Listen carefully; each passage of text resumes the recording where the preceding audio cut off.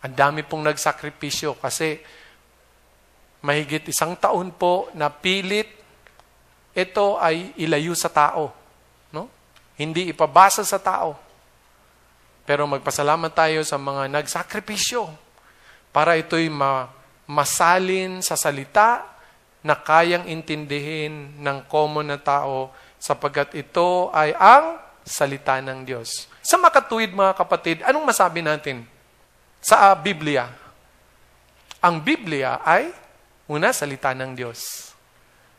Pangalawa, ito para ay isang regalo din ng Diyos sa atin. Amen? Kasi paano mo makilala ang Diyos kundi sa Kanyang salita?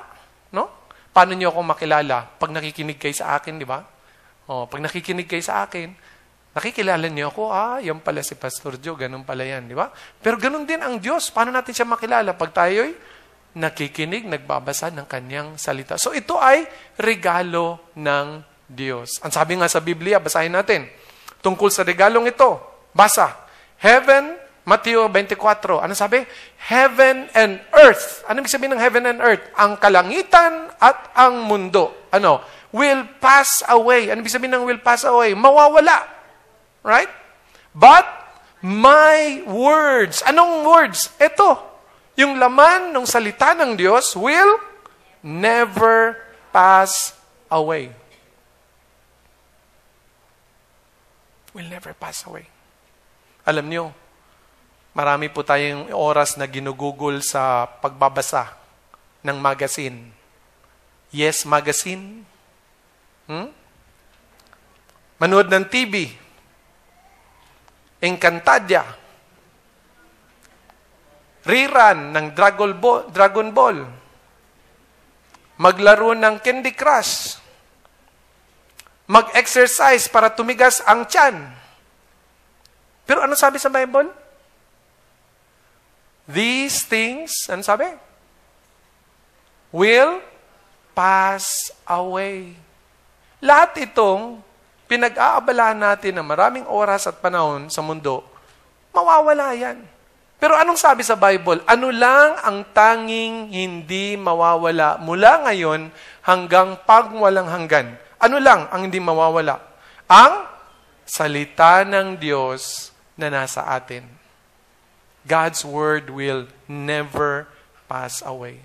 Kaya ang tanong mga kapatid, kung ito'y salita ng Diyos sa atin, kung ito'y kaloob ng Diyos sa atin, at hindi ito mawawala, ang laman nito, ang sinasabi nito hindi mawawala pag nasa atin, tanong, anong ginagawa mo sa salita ng Diyos? Anong ginagawa mo sa Biblia? Pastor, pangdekorasyon po yan sa tukador namin. May kandila, dekorasyon lang po yan. Para sabihin po ng mga bisita, oy, maka-Diyos tong bahay na ito. Minsan, pastor, pag walang pamunas, walang tubig, nagbabawasan na. Ang lambot kasi, parang tissue. Kawawa naman. Ang tanong mga kapatid, kung ito'y salita ng Diyos, kaloob ng Diyos sa tao, anong ginagawa natin sa salita ng Diyos? Anong ginagawa natin sa regalo niya? Ang sabi po sa Biblia, basa. Anong sabi ni Haring David? Psalms 119 verse 11. Sabi ni Haring David, I have hidden your word in my heart. Itinago ko, isinulat ko ang iyong salita, saan? Sa aking puso. Sa madalit sabi, isinapuso ko. No? Isinulat ko, tinago ko ang iyong salita sa aking puso. Yan po ang ibig sabihin. Yan ang ginawa at yan ang dapat nating gawin. Sa salita ng Diyos. No? Basahin, pag-aralan, para maisulat sa puso natin ang salita ng Diyos. Para, anong dahilan? Para mabago tayo nito. Amen? Para mabago tayo. Sabi ng Biblia, mahal tayo ng Diyos. Siya ang may-ari ng lahat, makapangyarihan sa lahat, walang imposible sa Kanya. Marami siyang gustong gawing maganda sa buhay natin. Pero paano mangyari yun kung yung salita niya hindi nakasulat, nakatago sa ating puso? You know? Kung sino sa inyo lumaki sa simbahan, nung maliit pa ako, mayroong kami napakanta sa amin na hindi ko makalimutan hanggang ngayon. Ano yun? Read your Bible, pray every day, pray every day, pray every day. Read your Bible, pray every day, and you grow, grow, grow. And you grow, grow, grow. And you grow, grow, grow. Read your Bible, pray every day, and you grow, grow, grow. No? Kaya yung mga bata, mahalaga na bata pa lang, maitanim na, maipakita, pakilala na sa kanila ang salita ng Diyos. No? Kasi doon sila lalago. No? Pag ang salita ng Diyos nakatanim sa puso, na isulat sa puso ng tao, ito ang kapangyarihan ng Diyos na magbago sa buhay ng tao. No? Maging malinaw mag-isip, maging maayos makitungo sa kapwa, no? Maging magaling matuto ng mga bagay na mabuti. Ayan. Aywan ko sa inyo, pag binalikan ko po ang buhay ko, maalala ko yung panahon na naging uhaw ako sa salita ng Diyos, binasa ko ng binasa, inunawa ko, pinag-aralan ko, at doon naramdaman ko yung liwanag, yung pag-intindi ko sa plano ng Diyos, lumawak, at lalo akong nag-grow. No? Mga kapatid, kung nararamdaman nyo ngayon na, naku, wala man lang akong oras dyan sa salita ng Diyos. Minsan, binasa ko yan, so binubukan ko, unang basa pa lang, unang linya pa lang, antok na ako. Hindi ko maintindihan. No? Kaya, salita ng Diyos, regalo ng Diyos sa atin, hindi ko binabasa yan. Hindi ko binibigyan ng halaga yan. Mga kapatid, gusto ko lang pakita sa inyo, ano ba ang ilang benepisyo kapag ang salita ng Diyos, katulad ng sinabi ni Haring David, I have hidden your word. Kung itinanim mo ang salita ng Diyos sa puso mo. Kung teki ka, ang ibig sabihin nun, kung dinownload mo ang salita ng Diyos sa iyong puso, sa iyong isipan. Anong blessing? Number one, una sa lahat is, God's word will bring power sa buhay mo. Bibigyan ka nito ng kalakasan. Ayan. Kalakasan. Basa, Hebrews 4:12. Ano sabi sa Biblia? For the word of God is alive and powerful. Kita nyo? Oh. Minsan, nangihina tayo. Anong ginagawa natin? Iinom ng cobra. Sting. Lipobitan. Oh. Nawawalan tayo ng tiwala sa sarili, nangihina tayo, para lumakas loob natin, inom ng alak. O kaya mahina ang epekto ng alak, sige, turok na lang. Total, mag-surrender lang ako mamaya. Surrender lang ako sa barangay, pero turok muna para lumakas loob ko, para makasurrender. Di ba? Oh. Anong sabi? Mga kapatid, pagka binasa mo, inunawa at unti-unti mong naunawaan ang salita ng Diyos, anong epekto daw nito? Bibigyan ka ng power. Bakit power? Kasi liliwanag sa iyo ang layunin kung bakit ka nilikha ng Diyos. Maliliwanag. At pag dumiwanag na sa iyo, naintindihan mo na ang layunin ng Diyos kung bakit kanya nilikha, magkakaroon ka ng tiwala sa sarili. Amen? Diyan ang sikreto ng tiwala sa sarili. Kasi alam mo na kung ano ang layunin mo at ginagampanan mo ito, magkakaroon ka ng confidence, magkakaroon ka ng direksyon. And therefore, hindi ka madaling mabuyo ng mga pagsubok, problema, o pambubuli ng ibang tao. Titibay ka, lalakas ka, kahit walang kobra. Oh, di ba? Amen. So, number one. Number two, alam nyo ba na ang salita ng Diyos, pagka itinanim mo, dinownload mo sa buhay mo, brings healing. Psalms 107, verse 20, anong sabi? He sent forth His word, pinadala niya ang kanyang salita, and He healed them. Balik nga, baka hindi nila nasulat, healing. Power, una. Pangalawa, healing. Tagalog pa ng healing? Kagalingan. No? kalusugan. Ayan. Sa Bible, isa pong tawag sa Diyos, Jehovah Rapha, meaning, God is my healer. Right?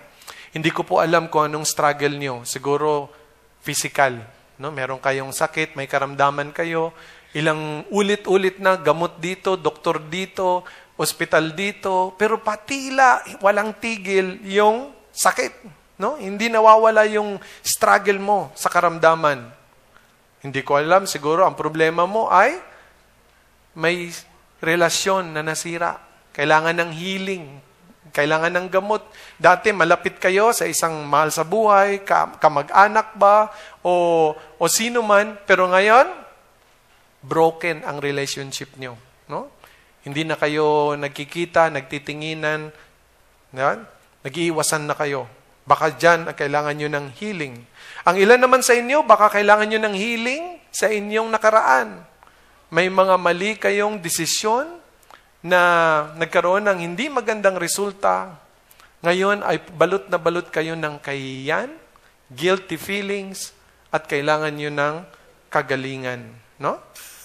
Ang sabi po sa Biblia, saan galing ang healing, ang tunay na kagalingan?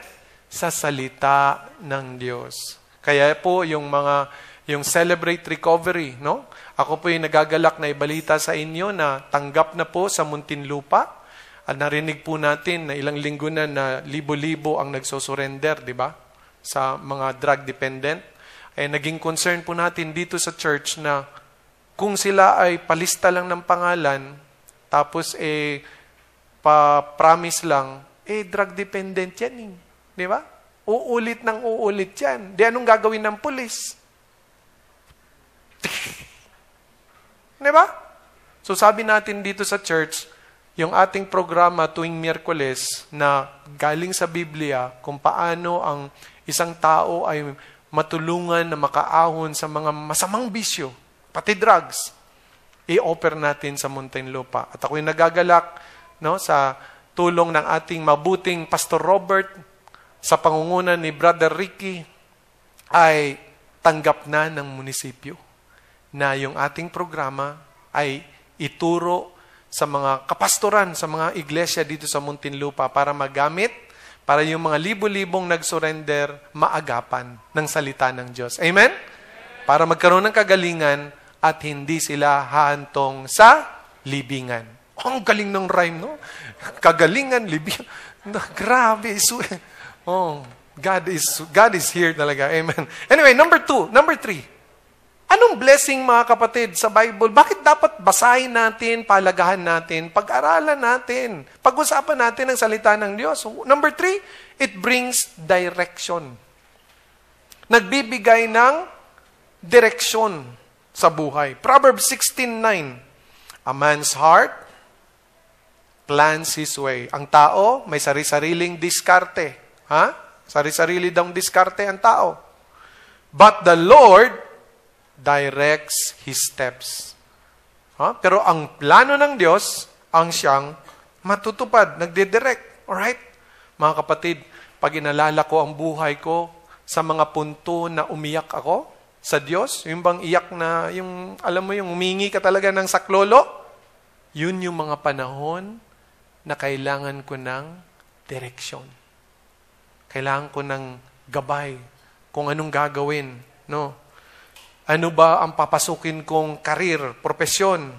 Ano ba ang tinawag mo, Diyos, na gagawin ko sa buhay ko? Ayan. Ano ba ang layunin ko bilang isang manggagawa mo, O Diyos?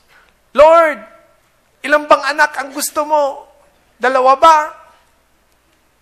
O 3? O 6? Yan. Dito maraming dapat i-enroll ang mga bata. Yun, yung mga ganong klaseng inalala ko yung sa buhay ko, kung kailan ako naiyak na humingi ng tulong, yun yung mga time na humingi ako ng direksyon.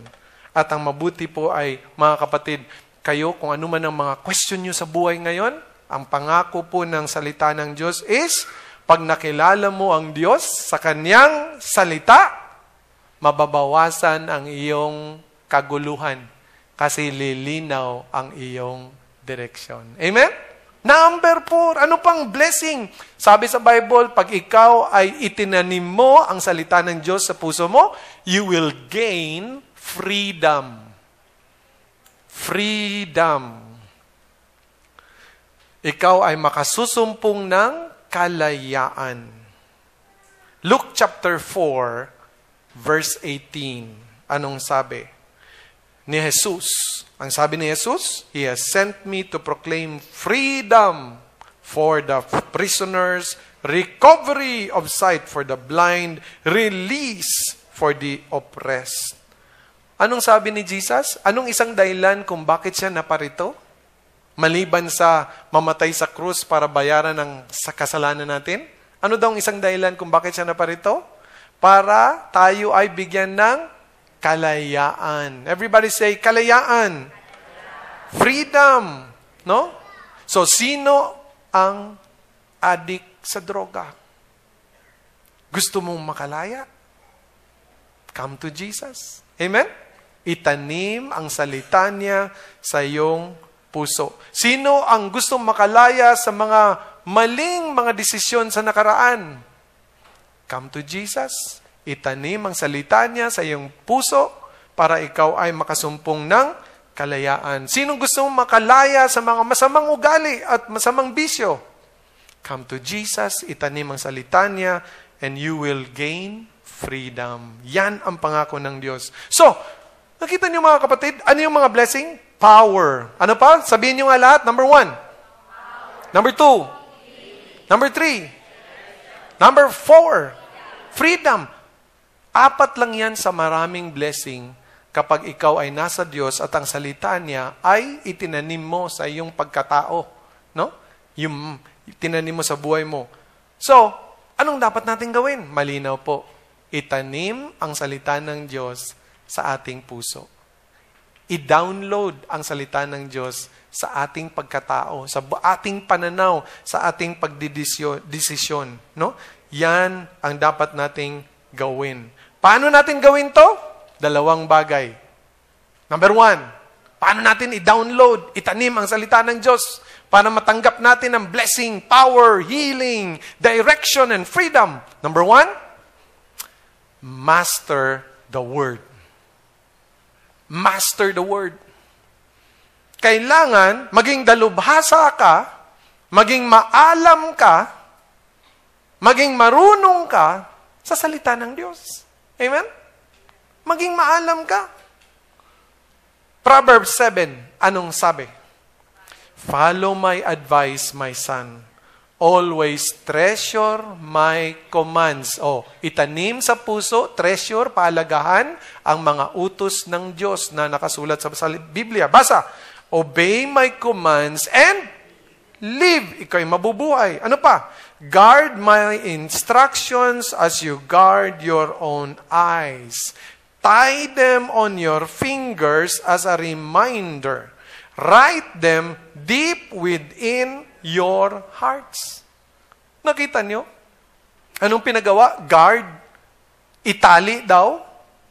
Ibig sabihin po, nung unang panahon kasi, meron silang mga malampapel na material. Sinusulat po nila yung ilang mga importanteng salita na nakita nila sa Biblia sa papel na yon, tapos tinatali nila sa kanilang daliri. Kaya pag naglalakad po noon, pag nakita mong may sumasabit dyan, hindi po yun tinga. No? Ano po yun? Salita ng Diyos, tinali nila dyan. No? Katulad ng, ibigin mo ang Diyos. Ibigin mo ang iyong kapwa. Sinusulat nila. Tie them on your fingers as a reminder. In fact po, mga kapatid, nung unang panahon sa Old Testament, sa mga Hudyo, ang practice po nila, ang isa pong bata, tinuturuan ng i-memorize ang unang 5 aklat ng Biblia. Ano yung 5 aklat ng Biblia? Na una, Genesis, Exodus, Leviticus, Numbers, Deuteronomy. Pinapa-memorize. By the time na ang bata ay 13 years old, dapat memorize na ang unang 5. Buo hindi lang yung pangalan. Genesis, Exodus, Leviticus, Numbers. Hindi yun. Yung laman. Memoryado. Ang sulat, 13 years old. Master na. Yun talaga ang kanilang practice. Pinapamaster ang salita ng Diyos. Kaya ang ibig sabihin yan, guard sa iyong mata, isulat nyo sa mga bahay, sa mga dingding nyo, isulat ang salita ng Diyos para reminder, no? Para ito'y talagang maging master ka kung anong sinasabi ng Diyos. Master the Word. Yan ang ginagawa, no? Hindi ko alam sa inyo mga kapatid, pero yung aking bunsong anak na babae, ay nako, memorize ang mga kanta ng Coldplay.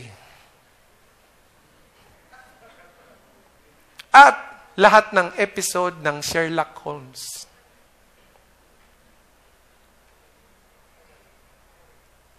Nagbibiro lang ako pero walang tumawa. Okay lang. Pero seryoso po mga kapatid, sino sa atin nakaka-memorize ng unang 5 aklat ng Biblia? Wala. Right? Sa kasaysayan po ng mga Hudyo, yan pong mga utos, katulad ng 10 utos na sinulat natin dito. Ano yung una? Love the Lord your God with all your heart. Sinusulat po nila yan. Pinapaskil sa kanilang mga dingding. Bakit? Bakit pinapamemorize ang mga bata hanggang 13 years old ng first 5 books of the Bible? Bakit pinapatali ang mga salita ng Diyos sa kanilang daliri? Bakit practice nila noon na isulat ang mga salita ng Diyos, pinapaskil sa dingding ng kanilang mga bahay? Bakit? Sapagkat importante sa kanila ang maging master of the Word. No? I-master ang Word. Talagang maging marunong, maalam sa salita ng Diyos. Pastor, kailangan ba isulat ko dito? Magpapatato ako dito? Hindi po. Ha? Bigyan ko po kayo ng ilang tips kung paano po maging master ng Word. Una sa lahat, sulat niyo po ito. Una, pumili ka ng Biblia. Choose a Bible. Pumili ka ng Biblia. Marami pong klaseng Biblia. No? Kung gusto niyo pong pahirapan ng sarili niyo sa English, King James Version. Yan, no? Hirap na English yun. Pero yun ang sinauna. Talagang magandang pagkasulat din yun. Ang ngayon po, sa inyo pong harapan, ang nilalagay po nating Biblia, yung tinatawag na Good News Translation. Kasi napakadali ng English. Kung gusto niyo yung Tagalog, meron po ding Good News na Tagalog. Next, ano pa? Number 2, study extra materials. Gumamit ng mga extra materials. Okay? Katulad po ng ano? Katulad ng, eto po, nasa harapan ko, eto, komentaryo. No? Pagka may komentaryo po, hindi lang basta yung Biblia ang nakasulat, kundi may paliwanag. No? Kailan ito nasulat? Anong nangyayari sa kanila nung naisulat ito? Anong problema nung panahong ito? Sinong sumulat? Sinong sinulatan niya? Anong dinadaanan nung bansang iyon nung naisulat ito? Para pag binasa mo, maintindihan mo lalo. Correct? Hindi yung wala kang alam kung sinong sinulatan nito. Basa ka lang. Mahirap intindihin, di ba? Nakakatulong po sa pag-intindi. Ito pa, isa pang komentaryo, no? Commentaries po, ang tawag nito, commentaries. Ngayon, kung kayo po, yan po yung may kamahalan pagbilhin. Pero kung kayo may paraan, bumili kayo ng komentaryo para lalo nyong maintindihan at yung binabasa nyo ay talagang maintindihan nyo. Kasi pagka nagbasa po, hindi lang po sapat yung basa. Basa lang ng basa. Importante is, number 3, sulat natin, you read the who, the when, and the why. Kailangan maintindihan mo, sa talatang binabasa mo, sinong sumulat, sinong sinusulatan, no? Sino ang mga karakter dito sa binabasa mo? When, kailan ito nangyari? Anong panahon, anong sitwasyon? And, bakit sinulatan? Pag naintindihan mo yon, pag nagbasa ka ngayon, nagigets mo mabilis. No? Lalong magiging buhay ang binabasa mo, mangungusap sa iyo. Ayan. Now, Pastor, ang mahal naman nung komentaryo mo. Sa kapal ng librong yan, mukhang libo-libo yan. Madali na lang po. Kasi tayo po'y nabubuhay sa panahon ng internet. Number 4, eto po, go to the web. Yan. Pumunta ka sa online. marami pong tools, no, na nakakatulong para maintindihan natin ang salita ng Diyos na available sa internet. Huwag lang po mag-Facebook lagi, mag-Twitter, Instagram, no? Kundi gamitin din ang internet sa pagiging marunong maalam sa salita ng Diyos, no? Ang malimit kong pinupuntahan pag nag-aaral ng talata ay yung studylight.org. No? Pwede niyong isulat yan, pwede niyong puntahan. Libre po. Kung anong gusto niyong basahin, gusto niyong maintindihan ang background, puntahan niyo lang yan. At ang isa pang napakadaling gamitin, marandun lahat ng version ng Biblia, BibleGateway.org. Go to the web. Alright? So marami pong tools, mga kapatid, para ang salita ng Diyos ay malaman mo, makilala mo, maging marunong ka. Okay? Malinaw po na gusto ng Panginoon maging master tayo ng Word. Psalms 42, anong sabi? As the deer pants for streams of water. Kung paanong ang usa ay uhaw na uhaw sa tubig, basa, my soul pants for you. Ang kaluluwa ko'y uhaw sa iyo, O God. My soul thirsts for God. Uhaw ang aking kaluluwa sa iyo, O Diyos. For the living God. Okay? When can I go to meet with God? When can I go to meet with God? Tagalog, kailan, no, ko pwedeng kausapin, ha? Kamit, kaharapin ang Diyos. Ayan. Mga kapatid, siguro matagal ka ng Kristiyano, matagal ka ng pumupunta rito sa AICA, o bago ka palang Kristiyano, bago ka palang pumupunta dito sa AICA, pareho pa rin ang tanong. Ang tanong iisa lang, kailan ang huli mong panahon na kinatagpo mo ang Diyos? Kailan? When is the last time that you met with God? Kailan ang huling panahon na nakipagtagpo ka sa Diyos? Alam niyo bakit? Importante ang tanong na yan.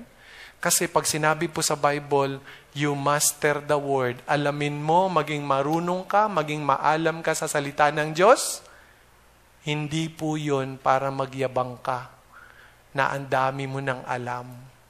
Eto ka, aral ka na. Hindi po yun. Alam niyo bakit pinapamaster sa tao ang salita ng Diyos? Para ma-meet natin ang Diyos. Amen? Meron pa siyang isang gusto. That we be what? Mastered by the Word. Okay? That we be mastered by the Word. Hindi lang po tayo maging maalam, marunong ng salita ng Diyos, kundi tayo ay maging mastered by the Word. Ano ibig sabihin nito? Basa, Mateo 23. Anong sabi ni Jesus sa mga dalubhasa sa salita ng Diyos? Sabi niya, woe to you. Anong ibig sabihin ng woe? Kawawa kayo, samahan niyo. Basa, teachers of the law. Kayo mga tagabasa, taga-aral ng salita ng Diyos. And Pharisees, you hypocrite. Sabi niya, mga hipokrito kayo eh. Basa, bakit niya sinabing hipokrito? Basa, you are like whitewashed tombs which look beautiful on the outside, but on the inside are full of dead men's bones and everything unclean. Sabi niya, para daw kayo mga bagong hilamos at pinta ng mga libingan. Ang ganda tingnan sa labas, pero sa loob, bulok. Madumi. Nung kamakalawa lang po, pumunta po kami sa Memorial Park ng misis ko at chinek namin yung libingan yung aking mga lolo't lola. At nag-arrange kami para malinis at maihanda kasi malapit na Amber. No? Para malinis at maihanda. Mga kapatid, ang sabi ni Jesus, nung unang panahon kasi, uso din noon. Hindi lang isang beses sa isang taon, mga 2 beses, 3 beses sa isang taon, na nililinis nila ang sementeryo. Pinipintahan ng puti. Ito yung sinasabi ni Jesus. Kayong mga nag-aaral ng salita ng Diyos. Ha? Ipokrito. Bakit? Sa labas, mukha kayong aral. Bakit? Laging attend ng Bible study. Mukha kayong aral. Kasi ang dami niyong papel, dala. Mga lesson, mga kung ano nung mga booklet ng mga pinag-aralan sa Bible. Sabi na, ipokrito kayo. Bakit sabi niya? Malinis kayo. Mukha kayong spiritual sa labas. No? Pero, anong problema? You do not do. Hindi nyo tinutupad. Anong sabi sa Bible, mga kapatid? Basahin natin. 1 John 2. We know that we have come to know Him. Ano ibig sabihin nun? Alam natin ang Diyos, kilala natin ang Diyos, kung, basa, if we obey His commands. Kung sinusunod daw natin ang Kanyang utos. Amen? Malalaman mo daw na ang isang tao talagang kilala ang Diyos at yung pagbabasa at pag-aaral niya ng salita ay talagang nagdulot sa kanya ng pagkakilala sa Diyos kasi sinusunod niya ang Diyos. Basa, tuloy. The man who says, I know Him, but does not do what He commands is a liar.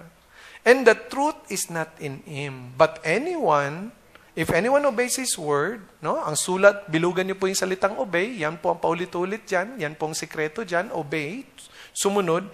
God's word is truly made complete in Him. This is how we know we are in Him. Paano natin malaman na talaga'y anak ng Diyos? Whoever claims to live in Him must walk as Jesus did. Ibig sabihin, paano mo malaman na yung mastery mo ng word ay ikaw ay na-master na talaga ng word? Sapagkat ang buhay mo, ang ugali mo, yung pananaw mo ay katulad ng kay Jesus. Alright? Napaka-importante mga kapatid. Hindi lang na malaman natin, maging marunong tayo. Aral tayo ng aral ng Biblia. Ang sabi sa Bible, ang importante, makita to sa ating buhay. Sinusunod natin. Ang dami pong sinasabi ng Diyos. Ano yun? Patawarin mo ang nagkasala sa iyo. Sino ang kailangan mong patawarin? Yung mga tanong na yan, di ba? Ano pa? Ang iyong bibig, kontrolin mo. Kailangan ang lumalabas sa bibig mo yung nakakalakas loob sa mga nakakapakinig. Ano kayang dapat itigil na lumabas sa bibig mo? Di ba? Mangalaga ka sa mga mahihirap. Care for the poor, the orphan, the hungry. Right? Ikaw ba ay magbibigay sa mga nangangailangan? Umibig ka ng walang kondisyon sa iyong kapwa. Ano ang dapat mong gawin para matupad to? So mga kapatid, malinaw. Ito po ang deal natin as we end this series. Totoo, gusto ng Diyos malaman natin ang salita niya. Sapagkat pag nalaman natin ang salita niya, makilala natin ang salita niya, makikilala natin siya. Amen? Pero hindi lang po yun ang gusto niya, na makilala natin siya at makilala natin ang tamang Diyos, buhay na Diyos. Kundi, ang gusto rin niya is, yung kanyang utos, mga tuntunin ay sinusunod natin. At kung magkagayon, ang pangako niya, anong pangako niya? When you download the Word of God in your life, anong matatamo mo? Power, healing, direction, freedom.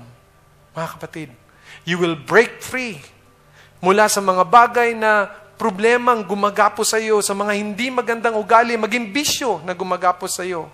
Matututo kang makipagsundo, makipag-ugnayan sa iyong kapwa, asawa man, anak, pamilya, kamag-anak, kapitbahay, ng maayos. Magkakaroon ka ng bunga ng banal na spirito sa iyong pakikitungo sa kapwa. Love, joy, peace, patience, kindness, goodness, faithfulness, gentleness, and self-control. Maging matapang kang ibahagi ang salita at plano ng Diyos sa iba. Amen? At maging mapagkumbaba ka na tumulong, mag-akay ng ibang tao para sila din ay ma-master ang word and be mastered by the word. Magsisimula lang po yun kung magdidesisyon ka sa araw na ito at sasabihin mong, yes God, inaamin ko po. Dati, hindi ko pinapahalagahan ang salita mo. Subalit ngayon, simula ngayon, papahalagahan ko na ang salita mo sapagkat nais kitang makilala at nais kong tuparin ang iyong layunin sa buhay ko. Amen? Let's bow our heads to pray. Tayo po'y manalangin. Lord, thank you. Salamat po sa inyong magandang plano sa buhay namin na nagmumula sa iyong wagas na pagmamahal sa sangkatauhan. Salamat po na kayo ay kayang makilala sa pamamagitan ng inyong salita. At sa inyong salita ay aming malalaman at matutunan ang inyong layunin kung bakit nyo nilikha ang bawat isa sa amin. Salamat po, Diyos, na si Jesus ay inyong pinadala upang kami ay maging kabilang sa inyong pamilya. Habang kayo'y nananalangin, nakapikit, at na-realize nyo na hindi nyo pa nga kinikilala si Jesus na inyong tagapagligtas. Subalit sa umagang ito, na-realize nyo na kailangan nyo si Jesus. Kailangan nyo siya para kayo magkaroon ng ugnayan sa Diyos. Para maintindihan na ninyo pag kayo'y nagbasa ng kanyang salita. Mas liliwanag sapagkat ang Espiritu niya ay mananana sa inyo. Kung nais niyong tanggapin si Jesus bilang tagapagligtas sa umagang ito, inaanyayahan ko kayong ipatong ang inyong kanang kamay sa inyong puso at samahan ako sa panalangin ito. Sabihin niyo lang, Jesucristo, salamat po na kayo'y naparito. Inaamin ko, ako'y makasalanan. Kahit anong gawin ko, hindi ko kayang maging ganap at katanggap-tanggap sapagkat kayo'y banal. Subalit ako'y naniniwala, kayo'y naparito, nag-alay ng buhay sa krus upang bayaran ang aking pagkakasala, upang ako'y mapatawad. Tinatanggap ko po ang inyong pagpapatawad sa krus. Iligtas niyo po ako. At mula ngayon, tulungan, hindi lang maging master ng word, kundi maging mastered by the word. In Jesus' name.